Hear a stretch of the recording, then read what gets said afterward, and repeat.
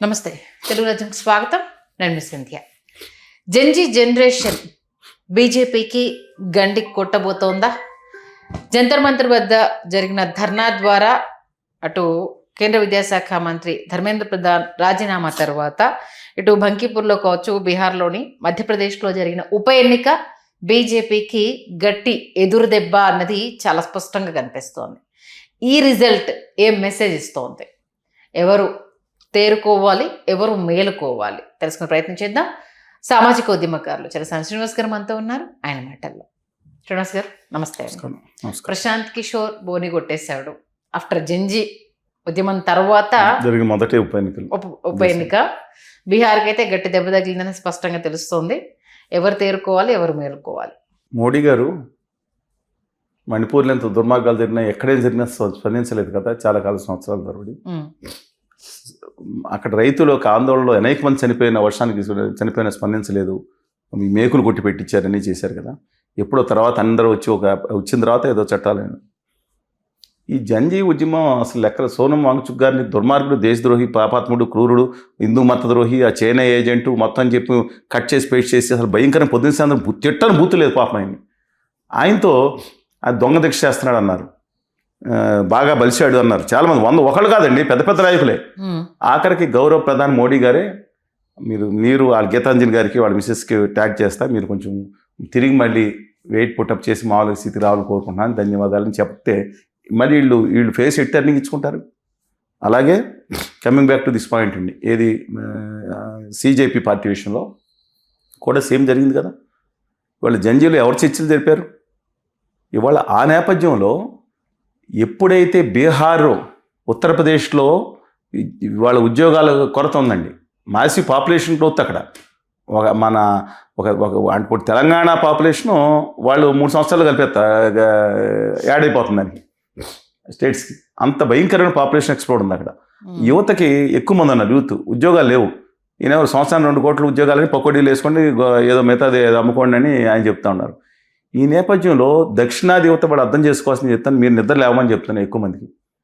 ఉత్తరాది యువతలో మొన్న దెబ్బకి మొత్తం ఉత్తరప్రదేశ్, హర్యానా, రాజస్థాన్ అండ్ బీహార్లో అక్కడ యువత కసి వచ్చింది. కోట్ల సంఖ్యలో అక్కడ మెసేజ్ షేర్ అయ్యేటప్పటికి అప్పుడు మోడీ గారు వచ్చారు 3 సార్లు రాత్రి వచ్చి ఆయన పాపం బాధపడ్డారు, చేశారు కదా. ఇంక ప్రపంచంలో రాలా. ఆ యుద్ధానికి కూడా అమెరికా వాడు ఆపేశాను అంటాడు కానీ పాకిస్తాన్ మీద, దిక్కుమాల పాకిస్తాన్ మీద, ఆ సన్నాస్ పాకిస్తాన్ని సావచేత కొట్టకుండా ఆపేశాను అంటాడు కానీ అప్పుడు కూడా ఆ తర్వాత వచ్చారు 3 సార్లు వచ్చారు. ఎందుకని?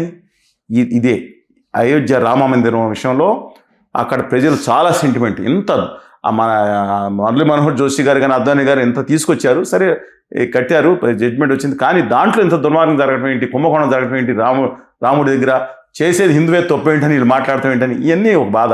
దాంతోపాటు జంజీ ఈ బంకిపూర్ అనే సీట్ అండి, ఇంతకుముందు పాట్నా వెస్ట్. ఇది 1994-95లో ఇప్పుడు నబీన్ గారి యొక్క నాన్నగారు సిన్హా గారు అప్పటి నుంచి 4 సార్లు నెగ్గారు. 2006లో ఆయన చనిపోయిన తర్వాత బై ఎలక్షన్లో మొదటిసారి ఇప్పుడు బీజేపీ దేశ అధ్యక్షుడు రిపీటింగ్ అయ్యాను. వాళ్ళు జరిగిన ఎన్నికలు ఆయన మొన్న ఎన్నికలు నెగ్గాడు. ఆయన బ్రహ్మాండమైన మెజార్టీతో నెగ్గాడు, 40,000 మెజార్టీతో అంత నెగ్గినట్టున్నారు. నెగ్గితే రాజీనామా చేసి రాజ్యసభకి వెళ్ళి దేశ బీజేపీ అధ్యక్షుడు అయ్యాడు. పాట్నాలో సామ్రాట్ చౌదరి గారిని పెట్టారు అక్కడ. ఉత్తర భారతీయ వ్యాపారులు వీళ్ళే కదండి, ఆదా మోడీ గారి ఏ చెప్తే అది నడుస్తుంది. ఇవాళ ప్రతిష్టాత్మకంగా మధ్యప్రదేశ్ తీసుకొని దీన్ని కూడా ఇవాళ ప్రశాంత్ కిషోర్ గారు జన స్వరాజ్ పార్టీ మొత్తం మన ఎన్నికల్లో మొత్తం పొడి ఒక సీట్ నెగ్గలే చాలా డిపార్ట్మెంట్ కొట్టాడు, కొన్ని చోట్ల వచ్చింది. ఇవాళ ఆయన నిలబడి పోటీ చేశాడు 1 మంత్లోనే అండి ఇదంతా. ఇవాళ ఇప్పుడు అంతిమ సమాచారం అందుకున్న ప్రకారం 16,000 మెజార్టీతో ఉన్నాడు, 80% నెగ్గుతాడు కన్ఫర్మ్డ్. ఈ ఒక్క సీటు దేశం మీద ఎందుకు ప్రభావం చూపిస్తుంది అనేది ఒక క్వశ్చన్. ఇది జంజీ ఎలక్షన్స్లో ఇవాళ 3 ఉప ఎన్నికలు జరుగుతున్నాయి 3 చోట్ల కూడా ఉత్తర భారతదేశంలో. ఒకటి మోడీ గారి ఆవిపెట్టాను గుజరాత్లో, అక్కడ క్రితంసారి 120,000 మెజార్టీతో నెగ్గారండి. మజిలాపూర్ అనే ఊర్లో 120,000 మెజార్టీతో నెగ్గారు. ఇప్పుడు ఆయన చనిపోతే సింపతి మీద వాళ్ళ సన్నని పెట్టారు, 30,000 మెజార్టీతో నెగ్గారంట. వాటర్ టర్న్అవుట్ తక్కువ ఉందనుకున్న 30,000 మెజార్టీతో. మీకు ఏం సూచిస్తుందని అడుగుతున్నాను. తర్వాత దతియా సీట్ మధ్యప్రదేశ్లో జరిగింది. మధ్యప్రదేశ్లో కాంగ్రెస్ ఎమ్మెల్యే నెగ్గితే ఆయన్ని అరెస్ట్ చేసి దానివల్ల సీటు పోయింది. దాన్ని కాంగ్రెస్ పార్టీ వేరే వాళ్ళని పెడితే నిజంగా ఆ సీటు మీద ఎట్టి పరిస్థితుల్లోనూ మనం అక్కడ విజయం సాధించాలి కాంగ్రెస్ సీట్లో అని చెప్పారు. ఎందుకంటే అతను ఒక దుర్మార్గమైన చేశాడని చెప్పి కాంగ్రెస్ ఎమ్మెల్యేని డిబార్ చేశారు. అందుకని వచ్చింది సీటు. దాని మీద ఇంతకుముందు 7,500 ఓట్లతో నెగ్గితే ఇవాళ డబల్ ఓట్లు ఇప్పుడు మెజార్టీకి వెళ్ళిపోయింది కాంగ్రెస్. అంటే ఎవరు చేసింది? ఇవాళ ఇక్కడ ఇద్దరికీ కూడా ఒక నోటీస్ అండి. ఆర్జేడీకి 12,000 అంటే ఆర్జేడీ ప్లస్ బీజేపీ కలిసినా సరే ఇవాళ ప్రశాంత్ కిషోర్ మాయల బిహారీ ఎలక్షన్ జిమ్మిక్కులు కోడిగతుల దగ్గర నుంచి కాళ్ళు ఇరగొట్టే బ్యాచ్లు ఆ దుర్మార్గం ఎన్ని దుర్మార్గాలు చేస్తాను కుల మతాన్ని తీసుకొస్తాను, అది డిఫరెంట్ ఇష్యూ. అది పక్కన పెడదాం. ఆయన ఇష్టం వచ్చినట్టు తెలంగాణ ముఖ్యమంత్రి సంగతి తెలుస్తాను, మా బీహారీ వాళ్ళు ఉన్నారని తెలంగాణ వాళ్ళు వచ్చి బెదిరిస్తాడు. ఆయన అహంకారం, భూమిహార అహంకారం ఆయనకు ఉంటుంది, ఉన్నామండి. కానీ అక్కడ జరిగింది ప్రజలు ఏం కోరుకుంటున్నారంటే ఒక కొత్త దాన్ని కోరుకుంటున్నారు జనరేషన్. ఎందుకంటే యూత్ ఎక్కువ మంది ఉన్నారు పట్టణంలో పార్టీ అది. అందువలన అసలు ఇదేం సిచ్యువేషన్. 84,000 ఓట్లు వస్తే 44,000 ఓట్లు ఆ అపోజిషన్కి వచ్చిన 6 నెగ్గారు ఆయన. అంటే 9 సార్లు నుంచి నెగ్గిన సీట్ ఇది 40,000 మెజార్టీతో. ఇవాళ క్వశ్చన్ ఎంత మెజార్టీ అసలు 7,712 ఓట్లు వచ్చినాయి జనస్వరాజ్కి అదే కాన్స్టిట్యున్సీలో మొన్న జరిగిన ఎలక్షన్స్ లో 7,700 ఓట్లు వచ్చినాయి. ఇవాళ అసలు ఈ సిచ్యువేషన్ అంటే ఏంటంటే ప్రజలు మార్పు. ఆర్జేడీ కూడా అది కూడా అంటే వాళ్ళని కూడా రేఖా గుప్తా గారిని పెట్టారు, గుప్తా గారు ఎవరిని పెట్టారు అక్కడ. అందుకని ప్రజలు కోరుకుంది ఏంటంటే ఒక మార్పు కోరుకుంటున్నారు. ఉత్తర భారతదేశం మేలుకుంటుంది, కనీసం దక్షిణాదిన యువత మీరన్నా మేలుకోండి. మీ నాయకులందరూ గుడ్డి భజన, అంధభక్తుల భజనలాగా చేసి వాళ్ళకి పొర్లు దండాలు పెడతా ఉంటే మీరు వాళ్ళ మళ్ళీ భజన ఏంటంటే ఆంధ్రప్రదేశ్కి నమ్మక ద్రోహం చేస్తుంటే ప్రత్యేక విభజనాలు ఇవ్వకుండా అన్ని గాల్లో మీరు అప్పులతో మీరు కట్టుకొని సావండి అని చెప్తుంటే పొర్లు దండాలు పెడతారా? ఉత్తరప్రదేశ్ ఉప్పొంగిపోతుంది, బీహార్ భగ్గుమంటుంది, రాజస్థాన్ రాష్ట్రంతో మేషం మెలేస్తుంది. మీరు మాత్రం పాదాబంధనాలు చేస్తారా? ఇవాళ రాష్ట్ర హక్కులు పోయినాయి. తెలంగాణలో దారుణమైన మోసం చేసింది 12 సంవత్సరాల నుంచి. ఏదండి ఉద్యమం? వాళ్ళు దయచేసి తెలుగు ప్రజలారా గుర్తుంచుకోండి. వాళ్ళు కులం, మతం, ఉప ప్రాంత విద్వేషాలు రెచ్చగొడతానికి కొంతమంది ఉత్తర భారతీయ జనతా పార్టీ బ్యాచ్ చూడొచ్చు. పాపం ఆ వాజ్పేయి గారి భారతీయ జనతా పార్టీ గురించి నేను మాట్లాడట్లేదు. దయచేసి మీ హక్కుల గురించి మీరు పోరాడండి.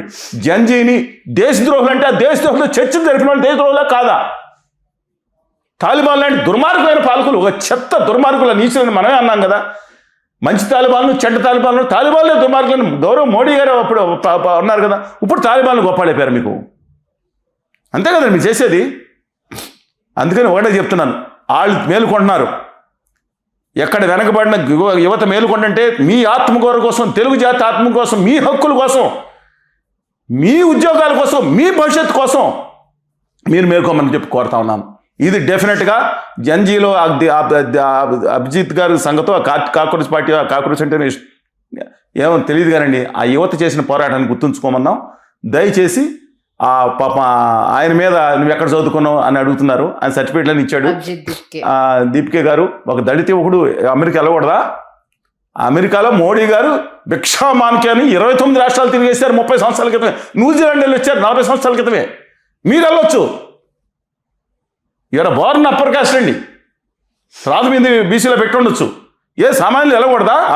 ఒక యువకుడు వెళ్ళి అమెరికాలో ఉండి చదువుకుంటాం, దళిత యువకుడు ఆయన మీద ఇచ్చుపడతానికి మీరు ఏం చదువుకున్నారు? మీరు ఏం చదువుకున్న సర్టిఫికేట్ల కోసం కోర్టు నుంచి రక్షణ తీసుకున్నారా? ఒక దేశ ప్రధానమంత్రి అభిజిత్కి ఎవరో తెలియదు. ఆ కాక్రోచ్ అంటే చిరాకండి నాకు అసలు ఆ పదం. అది వేరే, నిజంగా చెప్తాను, అది వెంటనే డిఫరెంట్. అది పక్కన పెడదాం. ఆ సిద్ధాంతం పోరాటం గురించి మాట్లాడుతున్నాను. ఒక యువకుల నుంచి హేళన చేస్తారా? ఈ దేశ యువతను రైట్ మార్గంలో పెట్టాల్సిన వాళ్ళు కులగజ్జి, మతపిచ్చి, ఉప ప్రాంతి పిచ్చి రెచ్చగొట్టే దాంట్లో కొంతమంది చేస్తున్నారా? మేలుకోండి యువత, నేను చెప్తా ఉన్నాను. ముఖ్యంగా తెలుగు యువత 13.5 కోట్ల మంది తెలుగు జాతికి విజ్ఞప్తి చేస్తాను, మేలుకోండి. ఉత్తరప్రదేశ్ అప్పుడు ఇందిరాగాంధీ గారిని ఓడించారు కదా, అప్పుడు ఆంధ్రప్రదేశ్ 40 సీట్లు గెలిపించింది కాంగ్రెస్ పార్టీని. మొత్తం ఉత్తరప్రదేశ్ 80 సీట్లు పోయినాయి. అలా కాకుండా జనజీవన సంస్థలో భాగంగా ఉన్నాం, కొత్త తరాన్ని మనం తెచ్చుకున్నాం. ఈ మార్పుకు సంబంధించి మరి ఇప్పుడు రాజకీయంగా ఎవరు మేలుకోవాలి? ప్రజలు మేలుకోవాలి. ఈ పొర్లు దండాలు పెట్టే రాజకీయ నాయకులు కూడా ఒక్కటేనండి. ఒక్కరోజు ఆదా మోషా గారులు తప్పుకున్న రోజు ఇవాళ అందులో ఆనందంతో ఉండేది ఎవరో తెలుసా? కేటీఆర్ గారు, రేవంత్ రెడ్డి గారు, చంద్రబాబు నాయుడు గారు, జగన్మోహన్ రెడ్డి గారు, దేవగౌడ గారి కుమారుడు కుమారస్వామి గారు, పళనిస్వామి గారు, ఇక అందరం ఈ దేశం ఆనందంతో ఎవరు వచ్చినా పర్వాలేదండి తర్వాత. కానీ కేంద్రంలో మార్పులు రాబోతున్నాయి. కేంద్ర మంత్రివర్గంలో దీనివల్ల ఏది ఆయన ఉన్నాడు కదా జంపింగ్ జిలానీల హెడ్ ఆపు రాఘవ్ చెడ్డ గారు, అవును. ఆ చెడ్డ ఆయన, అలాగే ఈ పండిత తేజస్విని భయంకర అవాస్తవాలతో పడతారు. పండిత తేజస్వి గారు ఉన్నాడు, ఆయన విషం వేసుకుని పడతా ఉంటాడు అవాస్తవాలతో. తేజస్వి తెలంగాణ మీద ఏం పడ్డాడో ఆయన చూశారు. విభజన అయిపోయిన తర్వాత మేమే మాట్లాడినప్పుడు ఆయన మాట్లాడుతూ ఉంటాడు. ఈయన ఆ తర్వాత టీఎంసీ వాళ్ళని జంపింగ్ జిల్లాని వీళ్ళందరికీ మంత్రివర్గం ఇస్తున్నారంట. నిర్మలా సీతారామన్ గారికి స్థానం భరించడం తప్పదంట. ఇటు పర్సన్ ఓకే. ఆదాని గారికి క్లోజ్ అయినా లేకపోతే మిగతా వాళ్ళు క్లోజ్ అయినా శక్తికాంత్ దాస్ గారు వస్తారంట.